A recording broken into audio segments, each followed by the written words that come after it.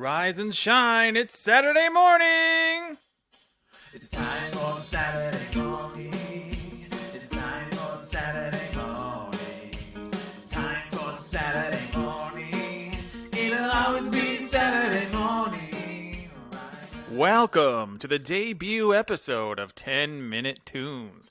That's right, grab your cereal and your favorite spot on the living room floor, because for the next 10 minutes, here's what's on our TV.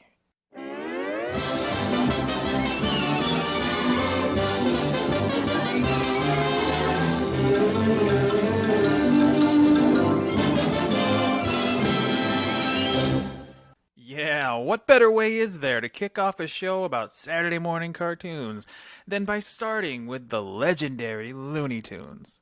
I'm your friend Claude, and here with me today for our maiden voyage to the golden age of Saturday morning cartoons is... Codename Iron Lung. He is a lifelong Looney Tunes fan who has agreed to join me to contribute his thoughts and opinions as we go through the history of Looney Tunes on Saturday morning. The story of Looney Tunes is also, ironically, the story of their biggest competitor, the Walt Disney Company, in that they both exist because a particularly greedy animation distributor named Charles Mintz decided to screw over Walt Disney and steal his original star character, Oswald the Rabbit, along with several of his best animators. Rather than accept the takeover and work for Mintz, Walt, being a stubborn bastard, decided to salvage his remaining resources and presumably read his contract a little more carefully. And then went back to work for himself, creating Mickey Mouse soon after. And we all know how that turned out. Looney Tunes, however, came about because Universal essentially did to Charles Mintz what he had done to Walt Disney only a year and a half later, leaving Mintz and his group of stolen Disney animators completely out of work. Two of those animators were named Harmon and Ising. They pooled their resources to create a demo cartoon starring their own original character called Bosco and shopped it around. It just so happened that Warner Brothers was looking to get into animation as a way to use and promote all the music they owned. So they hired Harmon and Ising to create two distinct cartoon series.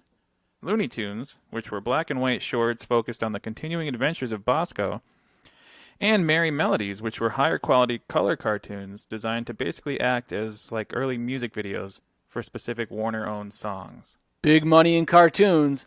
Absolutely. I did not know that about the Oswald Rabbit. Yeah, he basically was Mickey Mouse with long ears, apparently, but it's a cutthroat business. Yeah, definitely. And apparently there's always a bigger fish.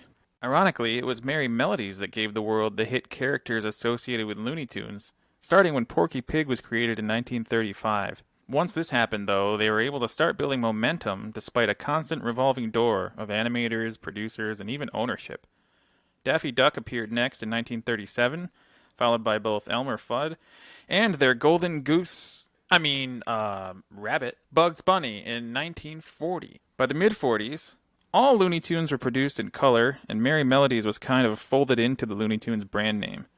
It started airing on TV and syndication in the mid-50s, and by 1960, the Bugs Bunny show began on ABC. Even though it changed titles several times, this is the show we all saw on Saturday mornings for the next 40 years.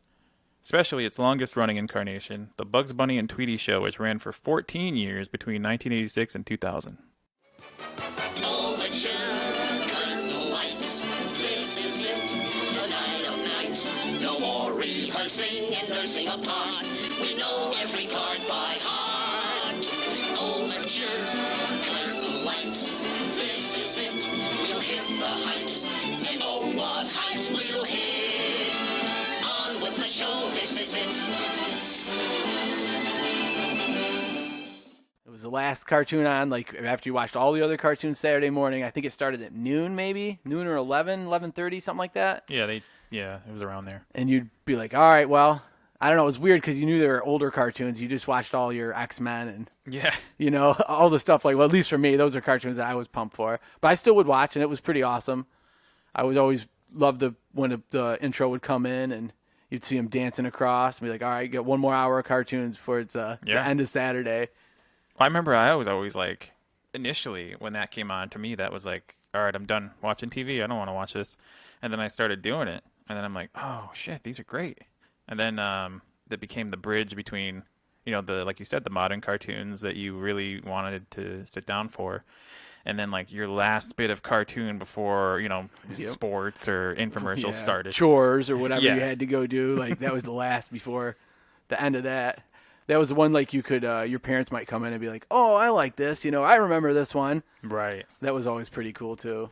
And then maybe distract them from asking you to take out the garbage or something. Yeah, absolutely. In 1988, the groundbreaking movie Who Framed Roger Rabbit featured the first and only time in history where the Looney Tunes characters and Disney's characters shared the screen. Bugs and Daffy kicked off the 90s in a now legendary animated commercial for the Warner Brothers merchandise catalog, which was seen on the beginning of the 1989 Batman VHS. Yes, that is awesome. I love that clip. Yeah, how many times did you watch that when you were a kid? I'd start it over again just to watch that. He makes that baseball hat look so cool. I love Daffy's my favorite anyways, but he just makes that look so awesome.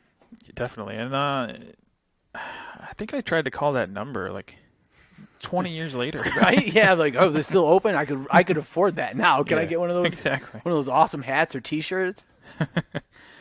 By 1992, the Looney Tunes characters were all over sports apparel thanks to the popularity of a Super Bowl commercial for Nike featuring the first on-screen team-up of Michael Air Jordan and Bugs Hair Jordan. Swish.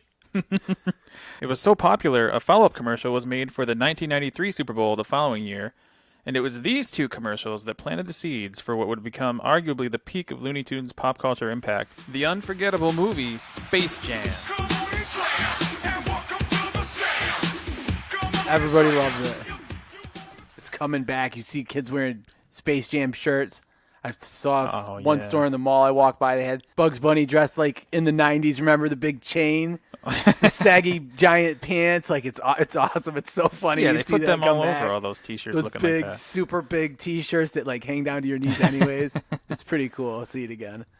Yeah, most things have these 20-year cycles. It's been a little around there for Space Jam. I just saw a whole friggin' pack of Space Jam shot glasses in Spencer's the other day. And then I guess they announced a sequel's going to come out with LeBron James next year. I did not know that. That's Yeah, cool. I don't know if it's gotten farther than that, but 2021, Space Jam 2. Get ready. The original Space Jam was kind of expected to maybe not flop, but not do a whole lot of business. And it ended up being quite a big smash hit, making well over $200 million at the box office. The critics didn't care for it. So, naturally, another live-action mashup Continue. yeah, Some continuation on. was made. In 2003, the movie Looney Tunes Back in Action came out, starring Brendan Fraser and a bunch of other people. Yep. Big Dog Brendan Fraser. Jenna Elfman, I'm pretty sure. Yep, that's She's her. the heroine. That movie's that's got some cool stuff in it. It's got a really weird use of practical effects in like the middle kind of section. They end up in like this Area 51 type place. And they got some really cool like monsters type costumes they bring out. And that's pretty cool. But I mean, the real bummer in the whole movie is the Steve Martin character. Yeah, he's the other big He's name, yeah. really just terrible. As the bad guy, They dressed him he up all sucks. weird. Yeah, he's just way over the top, and Yeah. yeah, Well, this movie was the opposite of the original Space Jam, where critics loved this, but the public did not show up. It was pretty much a flop. And, that's kind of the bulk of, the Looney Tunes story and where we're at with them today. There's been some CGI reworkings of the format, and there's been, several different offshoots and Yeah. like miniature show runs. yeah. And, obviously Tiny Toons was the big one in the 90s. Yeah, I was just thinking Tasmania. Yep, and That's Tasmania. that's a one-off. Yeah, Tiny Toons ripped too, though. That was a great show. There was another one where they were like babies. That's more recent. There's one where they were like in space. All kinds of weird I guess ones. I missed those ones. There was even a Duck Dodgers ones around 2003. Dude, I was a Duck Dodger. I love the old shorts with Duck Dodgers. Those were Yeah. excellent. Super cool. I used to have a Duck Dodgers book or comic or something from early 90s. It was really dope. Awesome. And it's perfect timing that you mentioned that, because that'll bring us to favorite Looney Tunes memories, episodes, and shorts. What do you have, sir? Well, I've got a couple. I really like the Daffy Duck as Dick Tracy and Duck Tracy. That's a pretty excellent one. All the great knockoff characters like Neon Noodle, and it just cracks you. When he runs to the closet and stacks them all up and then shuts the door and shoots them all, and they come just tumbling out one on top of another just with bullet holes in them. It's a riot. Perfect. That's one of my tops. That one and Nasty Quacks, which is where Daffy's like a little baby. He gets adopted, and then as he gets older, he gets really obnoxious, and like the dad can't take it anymore. So after they battle for a while, he goes and gets another little baby duck, so then he's just out. It's super funny, though. It's a riot. I love it. So one of the things I remember the most, we used to have this hardcover book growing up that was based on the episode where the Looney Tunes characters retold the Scarlet Pimpernel story.